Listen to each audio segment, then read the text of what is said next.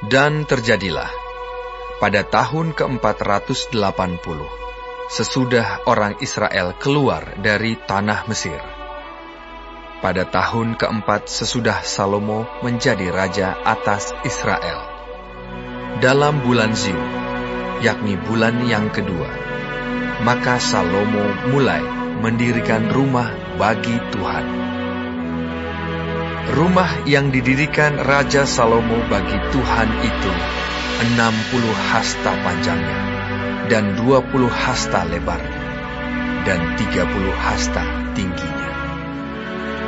Balai di sebelah depan ruang besar rumah itu 20 hasta panjangnya. Menurut lebar rumah itu, dan 10 hasta lebarnya ke sebelah depan rumah itu.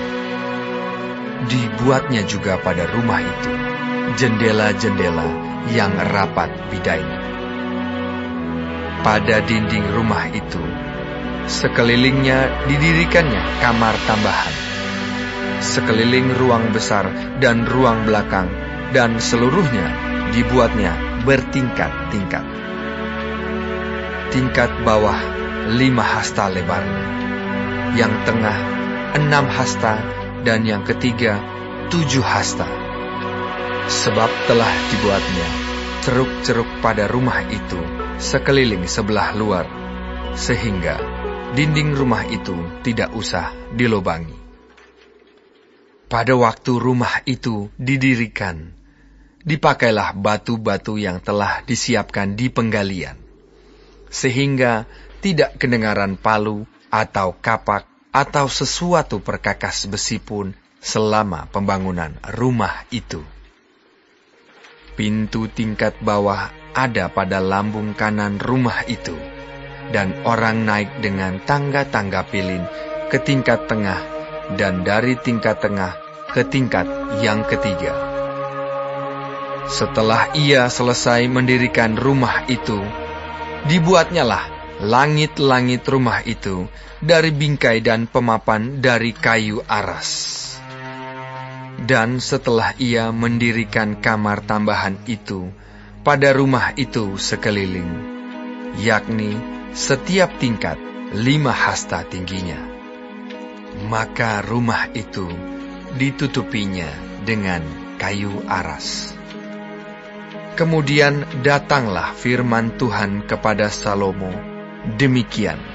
Mengenai rumah yang sedang kau dirikan ini, jika engkau hidup menurut segala ketetapanku, dan melakukan segala peraturanku, dan tetap mengikuti segala perintahku, dan tidak menyimpang daripadanya, maka aku akan menepati janjiku kepadamu, yang telah kufirmankan kepada Daud ayahmu, yakni bahwa aku akan diam di tengah-tengah orang Israel, dan tidak hendak meninggalkan umatku Israel. Setelah Salomo selesai mendirikan rumah itu, ia melapisi dinding rumah itu dari dalam dengan papan kayu aras. Dari lantai sampai ke balok langit-langit dilapisinya dengan kayu aras. Tetapi lantai rumah itu dilapisinya dengan papan kayu sanobar. Kemudian disekatnyalah 20 hasta bagian belakang rumah itu dengan papan kayu aras, dari lantai sampai ke balok-balok. Lalu dibuatnyalah ruang itu menjadi ruang belakang, menjadi tempat Maha Kudus. Dan 40 hasta panjangnya ruang yang di depan ruang belakang itu, yakni ruang besar. Kayu aras sebelah dalam rumah itu berukirkan buah labu dan bunga mengembang. Semuanya ditutupi kayu aras, tidak ada batu kelihatan. Demikianlah dilengkapinya ruang belakang di dalam rumah itu, di sebelah dalam sekali, supaya di sana ditaruh tabut perjanjian Tuhan. Ruang belakang itu 20 hasta panjangnya, dan 20 hasta lebarnya, dan 20 hasta tingginya. Ia melapisinya dengan emas kertas. Lalu ia membuat mezbah dari kayu aras di depannya. Sesudah Salomo melapisi rumah itu dari dalam dengan emas kertas, direntangkannya lah tabir pada rantai-rantai emas yang di depan ruang belakang itu. Lalu ruang itu dilapisinya dengan emas. Seluruh rumah itu dilapisinya dengan emas. Ya, rumah itu seluruhnya. Juga seluruh mezbah yang di depan ruang belakang itu dilapisinya dengan emas. Selanjutnya, di dalam ruang belakang itu dibuatnya 2 kerub dari kayu minyak, masing-masing 10 hasta tingginya. Sayap yang satu dari kerub itu 5 hasta panjangnya, dan sayap yang lain juga 5 hasta. Sehingga dari ujung sayap yang satu sampai ke ujung sayap yang lain 10 hasta panjangnya. Juga kerub yang kedua adalah 10 hasta panjangnya. Dan kedua kerub itu sama ukuran dan sama potongan badannya. Tinggi kerub yang satu 10 hasta, dan demikian juga kerub yang kedua. Maka ditaruhnyalah kerub-kerub itu di tengah-tengah ruangan yang di sebelah dalam sekali.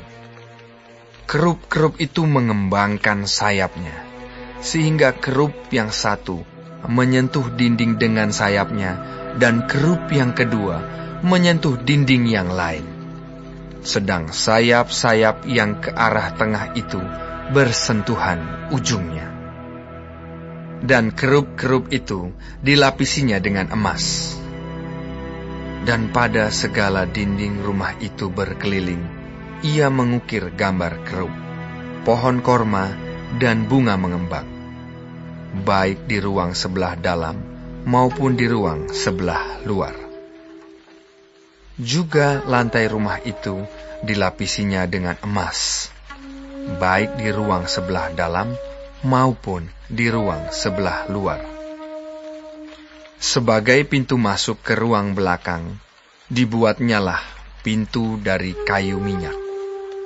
Ambang dan tiangnya merupakan segi 5. Pada kedua daun pintu yang dari kayu minyak itu, ia mengukir gambar kerub, pohon korma, dan bunga mengembang. Kemudian dilapisinya dengan emas. Juga pada kerub dan pada pohon korma itu disalutkannya emas. Demikian juga untuk pintu masuk ke ruang besar itu, dibuatnya tiang-tiang dari kayu minyak yang merupakan segi 4, dan 2 pintu dari kayu sanobar. Kedua papan pintu dari pintu yang satu dapat dilihat, dan demikian juga kedua papan pintu yang lain. Lalu diukirnyalah padanya kerub, pohon korma, dan bunga mengembang. Kemudian dilapisinya pintu itu dengan emas pipih pada gambar ukiran itu. Ia mendirikan tembok pelataran dalam dari 3 jajar batu pahat, dan dari 1 jajar balok kayu aras.